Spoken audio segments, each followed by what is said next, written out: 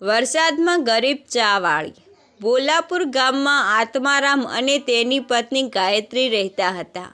ગાયત્રીને ચાનો બહુ શોખ હતો અને વરસાદની મોસમ આવતા જ તે આખો દિવસ ચા પીધા કરતી. જ્યારે તેના પતિ આત્મારામ મહેનત મજૂરી કરીને કમાતા હતા, ગાયત્રી ઘર સંભાળતી પણ ચાની એટલી શોખીન હતી કે ઘરમાં રાશન હોય કે ન હોય પણ ચા બનાવવાનો બધો સામાન હંમેશા હાજર રહે. તેના પતિને જ્યારે પણ મજૂરી મળતી ત્યારે તે રાશનની સાથે ચા પત્તી અને ખાંડ પણ એડવાન્સમાં લઈ આવતું. અને એક દિવસ જ્યારે આત્મારામે પૂછ્યું કે શું ચાની દુકાન ખોલવાનો ઈરાદો છે કે શું, ત્યારે ગાયત્રીએ કહ્યું કે એ તો તમને સવારે જ ખબર પડશે. ગાયત્રી પાસે એક જૂનું ટેબલ હતું અને બીજા દિવસે સવારે તેણે તે ટેબલ પર ચાની દુકાન લગાવવાનો નિર્ણય કર્યો. તે પોતાનું ટેબલ ઘરની બહાર લાવી અને તેના પર ચા બનાવવાનો સામાન મૂકી દીધું. ચોમાસાનો સમય હતો તેથી વાતાવરણ ઘણું ખુશનુમા હતું. ચા લઈ લો, માત્ર 5 રૂપિયામાં ચા. આવો આવો, આ સુહાની મોસમમાં ચાની મજા લો. થોડી જ વારમાં લોકો તેની ચા પીવા માટે આવવા લાગ્યા. ઠંડી ઠંડી હવા, ચોમાસાનો મહિનો, ખુશનુમા વાતાવરણ અને ઉપરથી આદુ એલાયચી મસાલાવાળી ચા. અને બહેનજી, એક કપ મને પણ આપજો ને. જોત જોતામાં સવારથી બપોર થઈ ગઈ. આત્મારામ ગુસ્સામાં બબડતો બહાર આવ્યો. આખો દિવસ બસ લોકોને ચા જ પીવડાવતી રહીશ કે ઘરમાં ખાવાનું પણ બનાવીશ? અરે હા, હું તો ભૂલી જ ગઈ હતી. સારું, આજે મારો કામનો પહેલો દિવસ છે. પરેશાન ન કરો. ખાવાનું હવે સીધું રાત્રે જ બનાવવું. ત્યાં સુધી ચાથી જ કામ ચલાવો. એક કપ ચા પી લો. હવે હું શું કરું આ સ્ત્રીનું? કાશ કોઈ ચા આપનારું વૃક્ષ હોત જે આખો દિવસ બસ ચા જ આપ્યા કરતું. સાંજે જ્યારે ગાયત્રી ચાની તપેલીમાં વધેલી થોડી ચા પોતાના ઘરના આંગણામાં આવેલા ઝાડના મૂળમાં નાખી દીધી, ત્યારે જ્યારે ગાયત્રી આંગણામાં કચરા પોતું કરી રહી હતી ત્યારે તેની નજર તે ઝાડ પર પડી. અરે, એક રાતમાં આ ઝાડ પર આટલા બધા ફળ કેવી રીતે આવી ગયા? ગઈકાલ રાત સુધી તો આમાં કશું જ નહોતું. ત્યારે ત્યાં આત્મારામ પણ આવ્યો. અરે, આમાં તો ઘણા બધા ફળ લાગ્યા છે. ચાલ એક તોડીને જોઈએ. ભલા કેવી રીતે થઈ શકે? હું એક જાદુઈ વૃક્ષ છું. ગઈકાલે તમે મારા મૂળમાં ચા નાખી હતી એટલે હવે તમને દરરોજ ચા મળશે. તમે જેટલા ચાહો તેટલા ચાના ફળ મારા પરથી તોડી શકો છો. આ તો બહુ સારું થયું. હવે આપણે કોઈ ખર્ચ વિના જ લોકોને મફતની ચા વેચીશું અને ખૂબ નફો કમાઈશું. સારું, સાંભળો છો? ગ્રાહકો આવતા જશે. તમે જલ્દીથી આ ફળોમાંથી ચા કાઢીને કેટલમાં ભરો જેથી હું તેમને વેચી શકું. તેમણે ઝડપથી કેટલમાં ચા ભરી અને પછી ગાયત્રી તે ટેબલ લગાવીને વેચવા લાગી. બહેન, આજે તમે ચા ચૂલા પર નથી બનાવતી? આ કેટલામાં તો ઠંડી થઈ ગઈ હશે ને? ના ભાઈ સાહેબ, ચા એકદમ ગરમ છે. બસ હમણાં જ ચૂલા પરથી ઉતારીને લાવી છું. તેવો જ સ્વાદ મળતા ગાયત્રી હવે નફો કમાવા લાગી. તે દરરોજ સવારે ફળ તોડતી અને તેમાંથી ચા કાઢીને લોકોને વેચતી. એક દિવસ રાત્રે જોરદાર વાવાઝોડું આવ્યું અને વરસાદ પડ્યો, જેમાં તેના બધા ફળ તૂટીને નીચે પડી ગયા. ગાયત્રી ખૂબ પરેશાન થઈ ગઈ અને રડતા રડતા ભગવાનને પ્રાર્થના કરવા લાગી. હે ભગવાન, આ શું? બધા ફળો તો નીચે પડી ગયા. હવે હું મારા ગ્રાહકોને મફતની ચા કેવી રીતે વેચીશ? વિચાર્યું હતું કે હવે અમારા સારા દિવસો આવશે. હવે અમે થોડી બચત કરી શકશું, પણ લાગે છે કે હજી મુશ્કેલીમાં જીવન કાપવું પડશે. આ પછી ગાયત્રી ઉદાસ થઈને દરવાજો પર જ બેસી ગઈ અને ત્યાં જ તેને ઝોકું આવી ગયું. પણ બીજી સવારે જ્યારે તેની આંખ ખુલી તો તેણે જોયું કે તે ઝાડ પરથી ચાના ફળોથી ભરેલું હતું. આ ચમત્કાર જોઈને ગાયત્રી અને આત્મારામ ખૂબ ખુશ થયા. પછી વરસાદની મોસમમાં પણ ગાયત્રી દુકાન લગાવીને ચા વેચતી. હવે તો ભારે વરસાદમાં પણ લોકો તેમની ચાનો સ્વાદ ચાખવા જરૂર આવતા. તેમને તે ઝાડની ચાની લત લાગી ગઈ હતી. આત્મારામે પણ હવે મજૂરી છોડી દીધી અને તે પણ હવે પોતાની પત્નીને મદદ કરવા લાગ્યો. તેમને હવે ખર્ચ વિના ચા વેચીને નફો થવા લાગ્યો અને હવે તેમના ગરીબીના દિવસો દૂર થયા. આ શું માં? તે તો કહ્યું હતું કે આજે તું મારા માટે સમોસા બનાવીશ, પણ આ તો દલિયા છે. કહ્યું તો હતું, પણ બેટા આજે નથી બનાવી શકી. બસ થોડા દિવસો થોભી જા. જેવો કામ પરથી એક દિવસનો પણ છૂટી મળશે હું તારા માટે સમોસા બનાવી દઈશ. પણ માં, આજે મારો જન્મદિવસ છે. મેં વિચાર્યું હતું કે આજે મજાથી તારા હાથના બનાવેલા સમોસા ખાઈશ, પણ મારું તો નસીબ જ ખરાબ છે. મારા જન્મદિવસ પર પણ મારી મનપસંદ વસ્તુ નથી ખાઈ શકતો. ઓહો, કેટલો ગુસ્સો કરે છે તું. સારું ઠીક છે, ઊભો રહે અહીં જ. પોતાની દીકરી ગોલુને આટલું કહીને સુશીલા અંદર રૂમમાં ગઈ અને તરત જ એક 10 રૂપિયાની નોટ લઈને બહાર આવી. તેણે તે 10 રૂપિયાની નોટ ગોલુને આપતા કહ્યું, આ લે અને લાલ ચાચાની દુકાને જઈને ખાઈ લે સમોસા. ના માં, મારે તારા હાથના બનાવેલા સમોસા ખાવા હતા. લાલ ચાચાને સમોસા બનાવતા આવડે જ ક્યાં છે? ન તો તેમનામાં બટાકા તે સ્વાદ હોય છે, ન તો તારા સમોસા જેવો કડક રોપણ હોય છે. તેમાં તું રહેવા દે. જ્યારે સમય મળે ત્યારે બનાવી દેજે મારા માટે. અને આટલું કહીને ગોલું ઘરેથી નીકળી ગયું.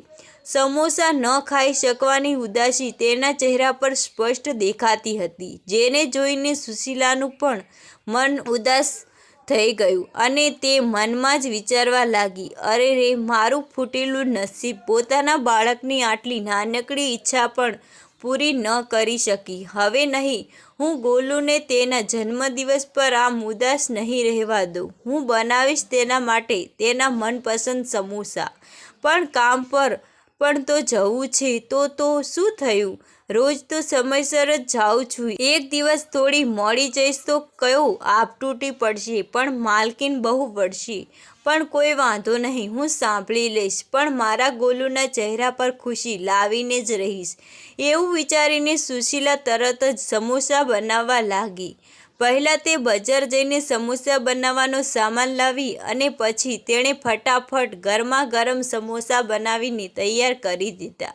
અને પછી ઘરે પાછા ફરેલા ગોલુએ પોતાની માં સુશીલાને પૂછ્યું, અરે માં, તું કામ પર નથી ગઈ હજી સુધી? અને આ ખુશ્બુ શું? આ તે સમોસા બનાવ્યા છે? આવ, ખાવી લે જલ્દીથી. સુશીલાની વાત સાંભળીને ગોલુ ફટાકથી હાથ મોં ધોઈને સમોસા ખાવા માટે બેસી ગયો. પણ પછી જેવો તેણે સમોસાની પ્લેટ જોઈ તો સુશીલાને પૂછ્યું, માં, તું આવી જા. ના બેટા, તું આરામથી ખા. મારે જવાનું છે. પહેલાં જ ઘણું મોડું થઈ ગયું છે. સારું તો ઊભી રહે, હું તારા માટે સમોસા બાંધી દઉં છું. કામ પરથી સમય કાઢીને ખાઈ લેજે. આટલું કહીને ગોલુ રસોડા તરફ વધ્યો, પણ તેને રસોડામાં એક પણ સમોસો ન મળ્યો.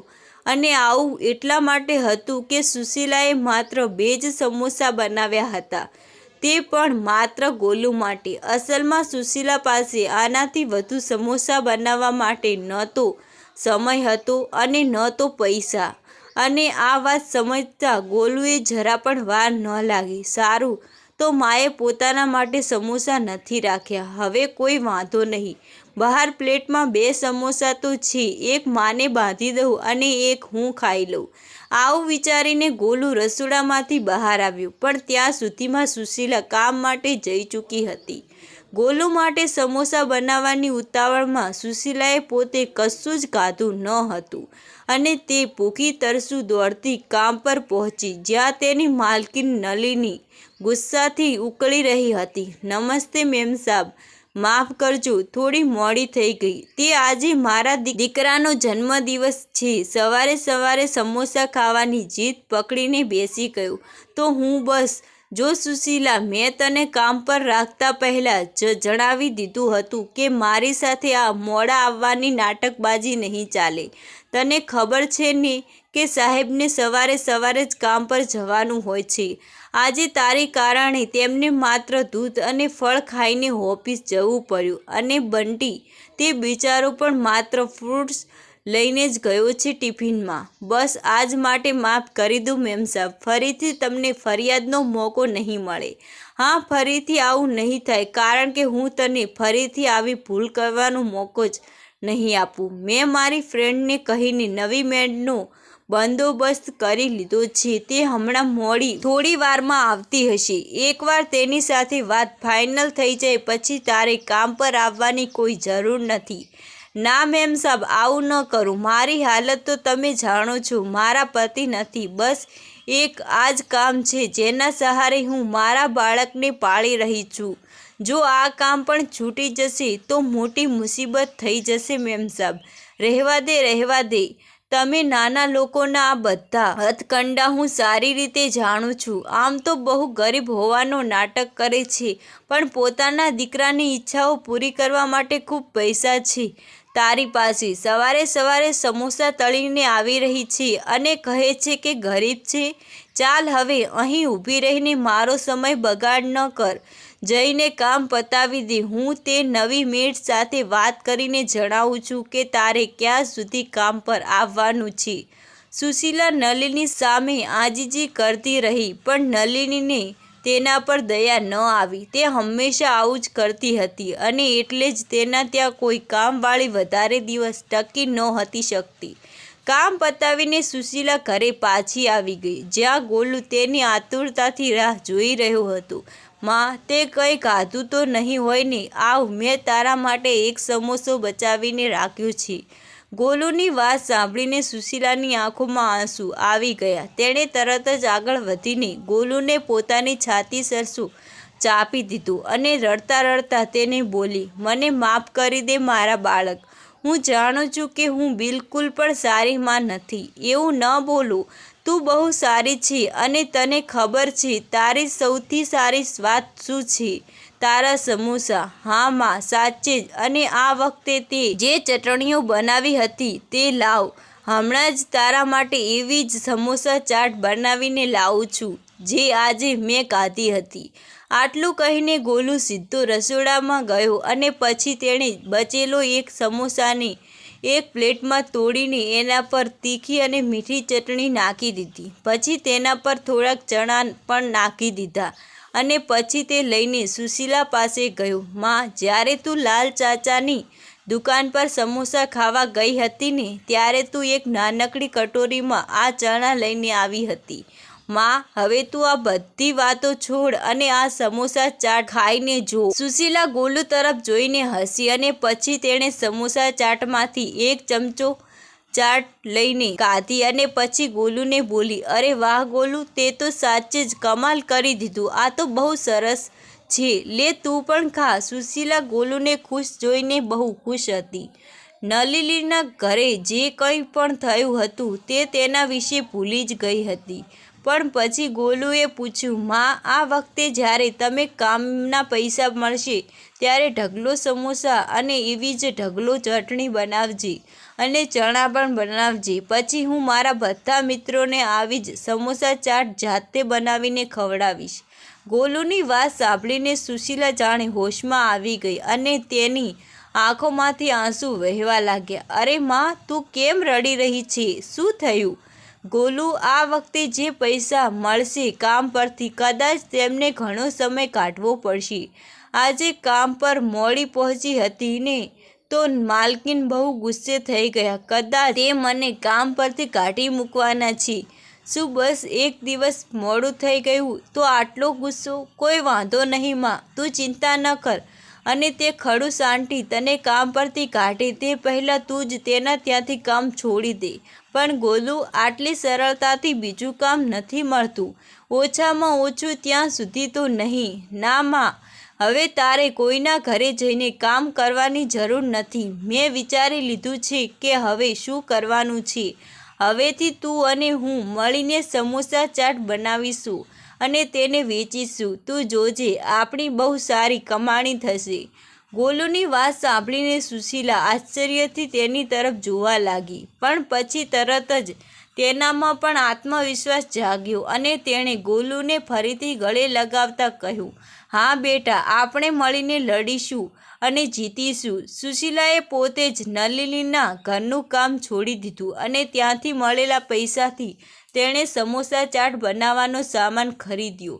જો કે આ બધું કરતાં સુશીલાના મનમાં આ વાત લઈને ડર હતો કે જો આ કામ ન ચાલ્યું તો શું થશે. પણ ગોલુનો આત્મવિશ્વાસ જોઈને તેનામાં પણ હિંમત આવી ગઈ અને તેણે પૂરા મનથી સમોસા ચાટનો સામાન બનાવીને તૈયાર કરી દીધો.